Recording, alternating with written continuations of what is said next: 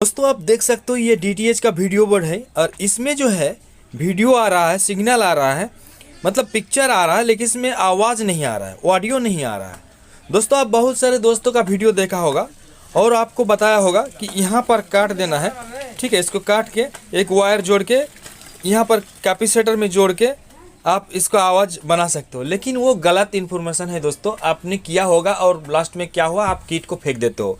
लेकिन आज कीट नहीं फेंकना पड़ेगा, ये मैं 100% गारंटी बोल रहा हूँ।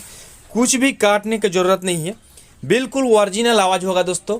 उसमें जो काट के बोला जाता है उसमें साउंड हाफ हो जाता है, जिसमें आपका जो कस्टमर है, आप अगर मैकेनिक हो, इस तरह का रिपेयर करके देते हो तो कस्टमर खुश नहीं होगा और 2-4 दिन में वो पूरा ख़त्म हो जाएगा, क्योंकि इस तरह से काम नहीं होता है दोस्तों।